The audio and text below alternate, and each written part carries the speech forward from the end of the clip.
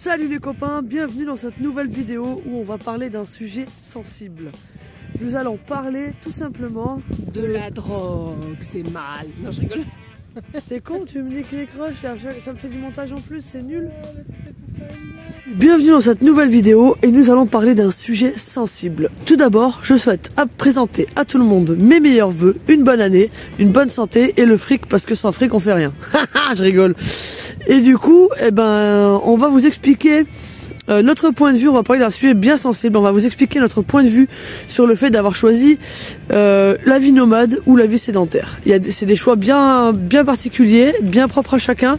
On va parler de notre avis qui est personnel et non pas d'un avis qui est l'avis de quelqu'un. En fait, c'est notre avis à nous, c'est notre expérience, nos expériences à nous. Donc, on va vraiment parler de quelque chose de perso.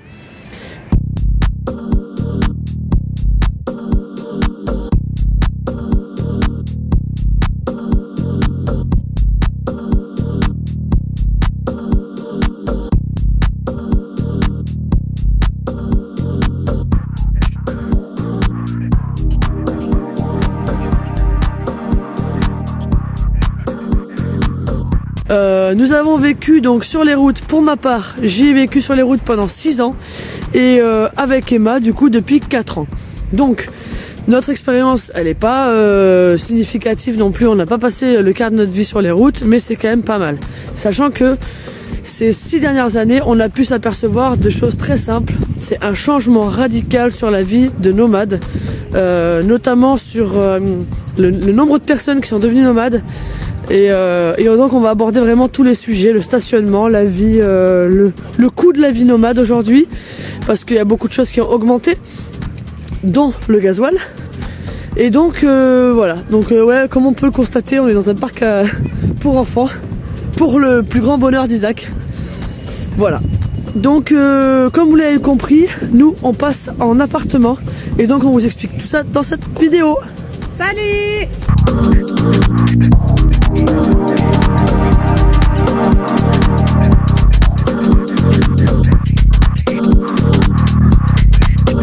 Du coup, me voilà installé. Il fait froid, hein, vous avez vu, on est bien couvert. Bon, je suis dans le parc à jeux parce que j'aime bien. C'est abusé comment c'est stylé. Et donc, écoutez, on va aborder plusieurs points sur lesquels évidemment je vous invite à mettre dans les commentaires des questions que vous vous posez pour ceux qui sont pas nomades, des questions pour ceux qui se posent, qui se posent pour ceux qui sont déjà nomades. Et du coup, le petit bambin il va me rejoindre. Du coup, on se fera un plaisir d'y répondre lors d'un live qu'on va mettre en place. En fonction, on vous donnera la date dans la fin de la vidéo. On va voir quand est-ce qu'on mettra le live en place. Je pense que ce sera en week-end, soit le dimanche soir, soit le dimanche soir. Je pense que ce sera le top pour un petit live. Et du coup, dans lequel on répondra du coup à vos questions. En tout cas, à vos questions relatives à ce sujet. Donc on va commencer par la conclusion de la vie nomade. Alors, faut savoir que nous, on est nomades. Dans l'âme, dans la tête, dans l'esprit, dans tout ce qui s'ensuit. On adore le fait de déplacer notre maison, de se réveiller dans des endroits. Des fois on arrive de nuit, au réveil, on voit des choses. T'as regardé d'ailleurs, pour ceux qui l'ont pas encore vu, monsieur il commence à marcher. Eh oui.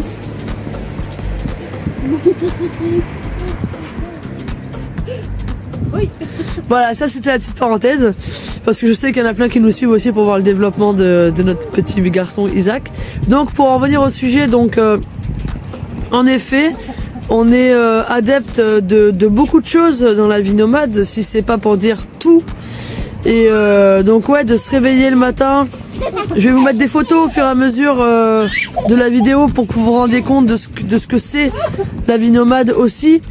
Et moi je le vendrai toujours bien, sans aucune prétention. Je veux dire, il y en a qui ont des mauvaises expériences, d'autres bonnes, et puis c'est propre à chacun. Donc vraiment se réveiller dans des endroits improbables, c'est arriver de nuit sur les spots et au réveil faire « Oh, mon cigare est là, trop bien et tout ah, !» Petit bord de mer, petit ci, petit là. Alors c'est vrai que je tiens à préciser que la vie nomade il y a 6 ans, bah, c'est pas la même que celle d'aujourd'hui. C'est-à-dire qu'il y a 6 ans, en fait, on pouvait se mettre... D'ailleurs, la plupart des nomades le savent. Il y a 6 ans, c'était il y a pas longtemps, hein, mais c'était avant Covid. Il y avait des endroits où on pouvait... En fait, on pouvait se mettre partout, clairement. On pouvait se mettre de partout, on se faisait jamais virer, on se faisait jamais emmerder. Tout le monde était à peu près respectueux. Enfin, je veux dire, c'était vraiment une communauté qui me touche personnellement et puis un mode de vie avec une certaine liberté quand même. Parce que bon, après c'est vrai que tout est relatif hein, quand on dit une liberté, la liberté elle se trouve dans la tête hein, d'accord, c'est pas ton mode de vie qui fait que tu seras plus ou moins libre. Après tu fais des choix et ces choix là il faut les respecter et surtout être en accord avec soi-même, et ça c'est je pense la chose la plus compliquée dans cette histoire. Et c'est pas facile hein, de tout quitter pour nous. Enfin moi personnellement j'ai tout quitté pour acheter un vieux camping-car. Pour ceux qui le connaissent, c'était mon vieux Ford Transit MK2 avec lequel j'ai fait pas loin de 50 000 km en la première année. Et puis après j'avais du mal à rentrer en France. Pourtant j'avais fait que l'Espagne et un petit peu le Portugal. Et j'ai vraiment eu un gros coup de cœur pour l'Espagne, un gros coup de cœur aussi pour le Portugal qu'on a fait après par la suite, qu'on a refait parce que ben on s'arrête jamais sur un truc négatif. Et d'ailleurs l'Italie on refera parce qu'on s'est arrêté sur un truc négatif et moi j'apprécie pas plus que ça de rester sur un truc négatif, tout en sachant les avantages et les inconvénients de chaque pays. Mais les voyages ça se prépare et alors il y en a qui partent en mode freestyle, en mode on s'en fout. Et c'est bien pour eux, je veux dire, c'est notre façon de voyager. C'est vrai que il y a plusieurs choses à prendre en compte quand on est nomade. C'est que ben on n'a pas les désagréments d'un habitat fixe, mais on a les désagréments d'un habitat mobile. Ça veut dire qu'il y a un entretien sur le véhicule, donc ta maison qui roule, il y a de l'entretien régulier à faire. Il y a ton carburant, il y a tout ce qui tourne autour de ton habitat. Il y a tout ton équipement aussi qui peut pas être vita aeternam, c'est-à-dire que ton équipement solaire par exemple il a une durée limitée de vie, etc. Donc pour avoir suffisamment un confort de vie correct, après c'est vrai que nous on a ce besoin aussi quand même d'avoir un confort de vie minimal, un minimum quoi, voilà, un lit, un bon lit, de quoi faire à manger, se chauffer, se doucher et aller aux toilettes. Les bases fondamentales. Du coup c'est vrai que il y en a pour qui c'est pas trop leur truc, et vraiment en fait déjà pour dire il n'y a aucun nomade qui a le même genre de camion et qui est équipé de la même manière, parce que vraiment l'avantage du camion, enfin comme c'est une maison d'ailleurs, c'est qu'en fait on va meubler la maison et aménager le camion de façon personnelle, de façon à ce qu'en fait elle corresponde à nos besoins et nos attentes et nos recherches de confort quelconque. Donc ça revient au même hein. Clairement quand on est dans une maison ou dans un camion à ce niveau-là, c'est personnaliser le truc. Voilà. Disons que vraiment l'avantage à être nomade, on va vraiment citer le fait d'être assez libre de nos mouvements particulièrement, et libre de notre temps, parce que c'est vrai que ben en tant que nomade, nous on était saisonnières, donc on prenait des emplois à droite à gauche qui nous plaisaient clairement. Et on a adoré être saisonnière, et d'ailleurs on adore toujours. Malheureusement il y a beaucoup de choses qui ont changé ces 6 dernières années, et notamment le statut de saisonnier. Je remercie sans faire de politique certaines personnes dans notre gouvernement qui ont décidé qu'il fallait tant d'heures de travailler pour avoir tant de chômage. Et en fait le problème c'est qu'on est en train de faire disparaître le statut saisonnier, pour la simple et bonne raison qu'avant les saisonniers travaillaient 6 mois dans l'année et puis ils restaient 6 mois au chômage. Sauf que les gens vont me dire oui mais donc 6 mois c'est des branleurs. Non les gars, un saisonnier qui travaille 6 mois dans l'année, c'est qu'en 6 mois il fait les heures de toi en 1 an. Enfin de quelqu'un qui a un CDI en 1 an. C'est ça être saisonnier. C'est pas un 35 heures être saisonnier. Un saisonnier c'est faire 72 heures. c'est le double, d'accord? Donc en fait, ce que vous pensez que nous on fait à moindre, on fait exactement la même chose, sauf qu'en plus intensif et en plus restreint en termes de temps. Voilà. Donc, et en général, on est vachement plus physique pour avoir fait les huîtres, je cite. Et du coup, donc, bah voilà, on avait fait le choix d'être saisonnière. Après, c'est vrai qu'il y a des nomades qui ont des boulots qui peuvent exercer en itinérance, parce qu'il y a plusieurs sortes de nomades. Mais non, bon, nous, on parle vraiment de notre situation à nous, de notre expérience. Donc nous, on était saisonnière et puis ça se passait très bien. C'est vraiment un truc qui nous plaisait, le fait de changer d'endroit. Enfin, nous, on avait vraiment des petits patrons à droite à gauche qu'on revenait voir chaque année. On refaisait les mêmes saisons au même endroit avec quasiment les mêmes équipes. Et ça nous plaisait assez, d'être assez polyvalent finalement dans notre travail et d'avoir cette liberté après de se dire ok, j'ai mes sous de côté, maintenant je vais bouger, voir ce que j'ai envie de voir. Voilà. Donc oui, il y a certaines libertés, il y a beaucoup de choses qui vont nous manquer dans ce milieu de nomades. Les soirées autour d'un feu avec des gens qu'on connaît pas et qu'on apprécie déjà, avec qui on a l'impression qu'on a refait le monde et qu'on le refera encore. Et passer des moments avec des gens, franchement c'est vraiment une communauté particulière. Alors évidemment, faut pas se leurrer, autant chez les nomades que chez les sédentaires, il y a de tout. D'accord, être nomade, c'est pas le truc idyllique, parfait. Non, en fait, pas du tout. Putain, le soleil il s'est barré. Ouais, le soleil s'est barré et il va pas revenir avant un moment. Ouais, bah je finis ça. Ouais, vas-y.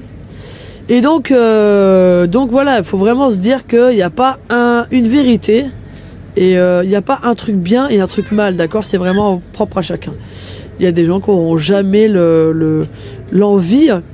C'est pas une question de courage, c'est une question d'envie de partir comme ça dans un camion. Enfin voilà, moi je connais des gens. Ma sœur par exemple adore voyager, mais jamais elle vivrait dans un camion, quoi. Tu vois, c'est inconcevable. Pas parce que c'est un truc de punk à chien, non, mais juste parce que elle mettrait entre parenthèses des conforts de maisons et d'appartements qui sont trop ancrés et dont elle a besoin, dont elle ressent le besoin tout simplement. Donc voilà. Du coup, moi je suis vraiment pas là pour vous dire voilà c'est ce qu'il faut faire, c'est ce qu'il faut pas faire, c'est comme ça que ça marche. Non. C'est vraiment encore une fois on parle de notre expérience. On va se rendre compte aussi quand on quitte la vie sédentaire pour devenir nomade, c'est que nos amis, notre entourage proches, hein, avec qui on fait toutes nos soirées, nos week-ends, nos boîtes de nuit, enfin tout ce que tu veux, et ben quand tu commences à voyager, tu pars quelques mois ou un an ou quelques années, tu reviens en France, tu vas voir ses potes et tu t'aperçois gentiment que tu commences à avoir plus rien à voir. Tu commences à avoir plus rien à leur dire. Tu commences à les trouver inintéressants. Parce que ils vont te raconter leurs histoires. Et ils vont te dire des histoires en fait que tu as déjà entendues. Des histoires que tu as déjà entendues parce qu'en fait, voilà, il a quitté Cindy, je dis n'importe quoi. Hein. Mais il s'est remis avec et en fait il y a vraiment des milieux. Enfin moi en tout cas je me suis rendu compte de ça, c'est vraiment qu'on a l'impression en tant que nomade d'avancer vachement plus vite dans le développement personnel qu'en étant sédentaire. Maintenant, je trouve que c'est une expérience vraiment à vivre. Nous, c'est la plus belle expérience de notre vie. C'est d'ailleurs comme ça que j'ai rencontré Emma, hein, on va pas se mentir. Et je trouve que c'est la plus belle expérience d'une vie et c'est ultra enrichissant. Maintenant, on va parler des points négatifs, enfin actuels et négatifs. Clairement, on reviendra à la vie nomade, et peut-être dans pas si longtemps que ça. Mais pour l'instant, on n'en a plus envie. Parce que il y a un mouvement de mode de la van life qui est arrivé, suite au Covid. Les gens se sont rendus compte qu'ils avaient besoin d'un peu plus de liberté, ou autre chose. Et coucou. Et donc là je dois le gérer? Non, je le tire. C'est lui qui voulait venir faire coucou. Coucou Isaac. C'est Isaac ça? Oui? Et tu repars avec maman? Non, il reste avec moi. Il reste avec moi le bébé, oui. C'est qui ça? Tu t'en vas? Oui. Fais gaffe, hein. Oh putain. Et donc on va parler donc du point négatif. Donc effectivement, comme je le disais précédemment, la van life, c'est une nouvelle mode qui est arrivée il y a peu de temps, enfin il y a peu de temps, il y a quelques années, suite au Covid. Et donc on est vraiment beaucoup trop nombreux sur les routes, les gars. Franchement, c'est j'ai des copains qui ont fait une vidéo il y a pas si longtemps que ça sur est-ce qu'aujourd'hui c'est encore possible d'être nomade. Alors oui, c'est possible, mais ne vous attendez pas aujourd'hui à vivre des expériences similaires à des gens qui étaient nomades il y a 5 ans, 6 ans, 10 ans, 20 ans en arrière. Le monde change, les choses changent, et ben la vie de nomade aussi ça change. Et pour le coup, il y a trop de monde sur la route. Il y a trop de n'importe quoi sur la route. Il y a une espèce de fossé qui s'est créé avec une espèce de communauté punk à chien qui me conviennent pas. Qui me convient pas. Donc je disais oui, il y a des communautés avec lesquelles on n'est pas du tout raccord qui se créent. C'est beaucoup de jeunes qui confondent anarchisme, liberté, on respecte plus rien, clairement. Et ces gens-là, je suis colère en fait parce que ces gens-là, ben, ils respectent tellement rien. Et non les gars, ce n'est pas les camping-caristes, contrairement à ce qu'on peut donner comme avis, parce que moi j'en connais un paquet des camping-caristes et ils sont incapables de jeter un truc en dehors d'une borne camping-car. Alors évidemment il y a tout, je suis pas en train de vous dire que tous les camping-caristes sont comme ça ou que tous les machins sont comme ça, mais en tout cas il y a une certaine communauté qui s'est créée, qui me déplaît. Un mélange de teufeur, punk à chien. J'aime ni le terme de teufeur ni le terme de punk à chien, pour la simple et bonne raison qu'on peut faire des teufs sans être dégueulasse et on peut être un punk sans être dégueulasse aussi. Voilà. Donc maintenant, c'est vrai que c'est le terme qu'on utilise régulièrement pour vraiment comment dire souligner un type de personne, même si j'aime pas trop les cases. Et pour le coup, bah, ces gens-là, c'est des gens de la nouvelle ère van life qui se croient partout chez eux en fait.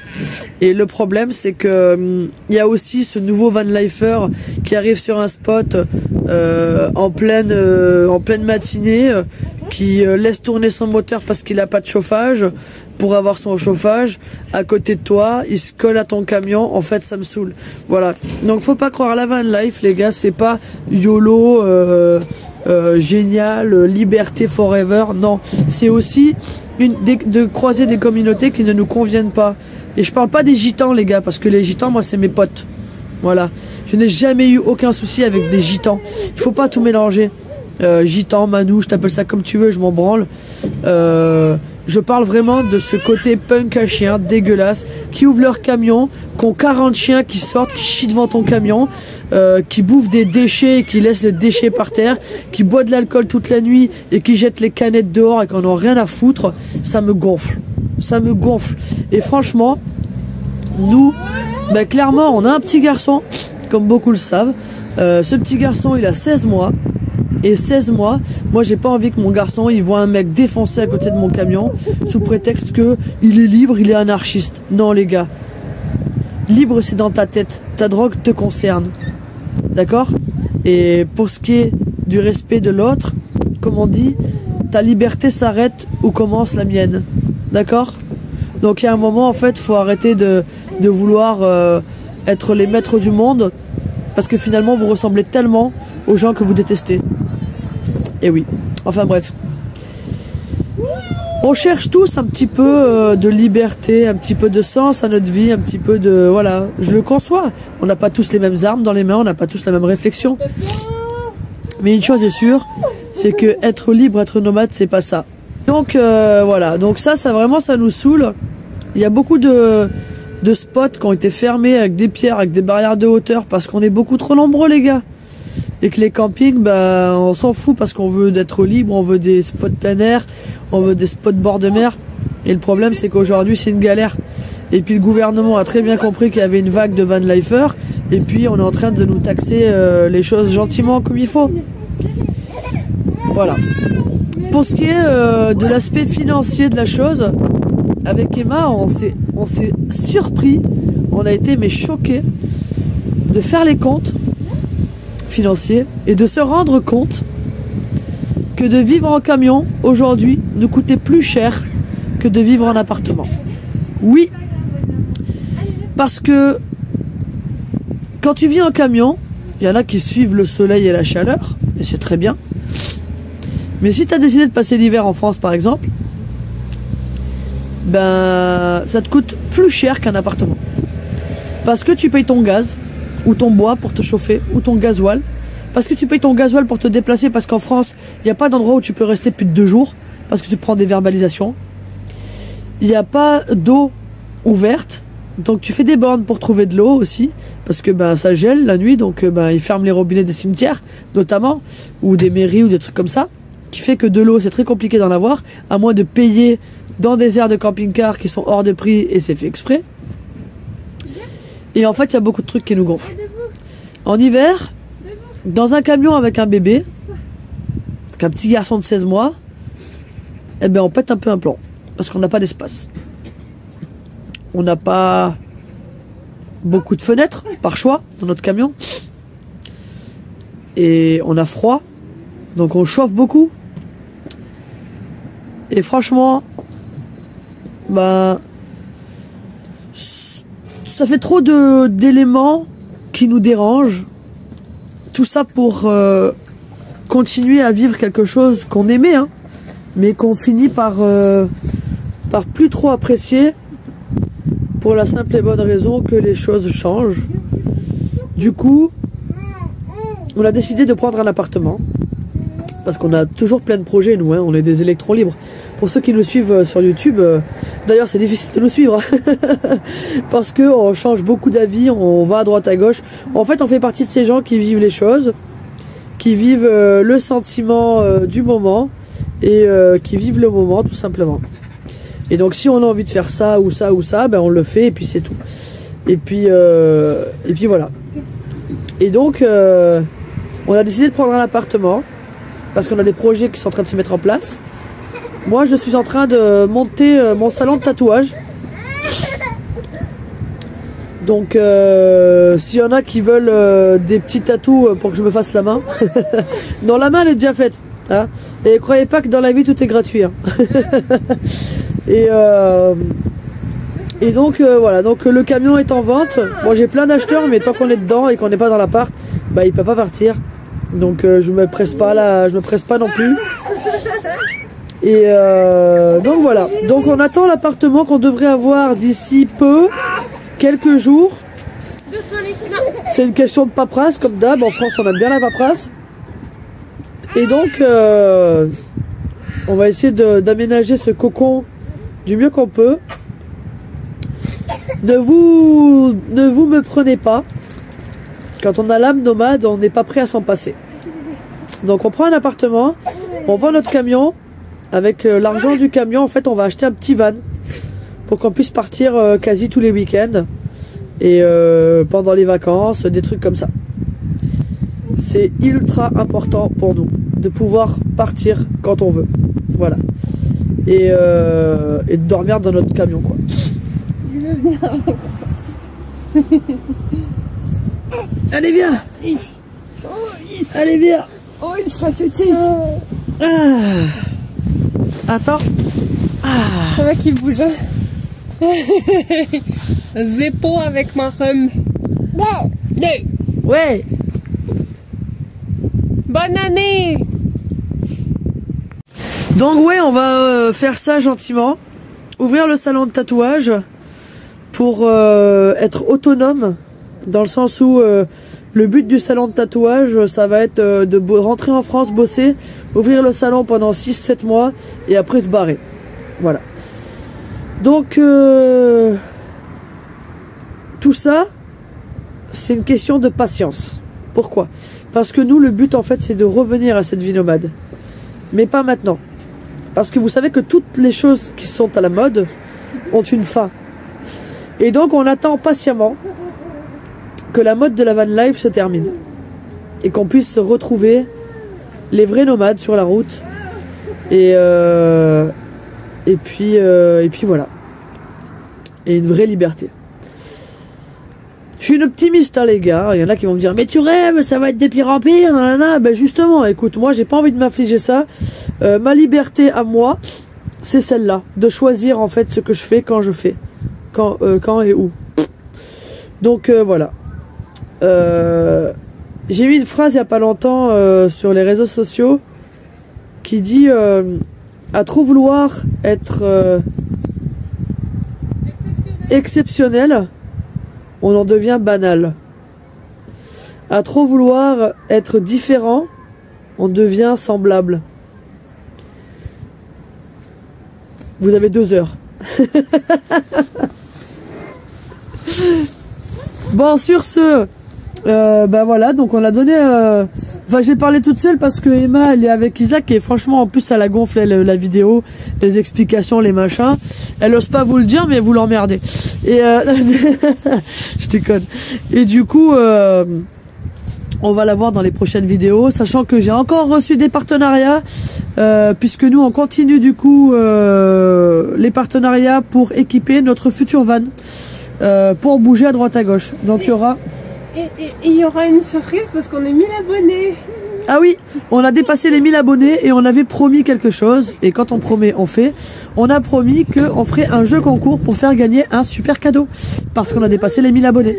Donc le jeu concours, je vais le mettre en place gentiment. Il me faut un peu de temps parce que vraiment on gère la prise d'appartement, la vente du camion, la vie de tous les jours.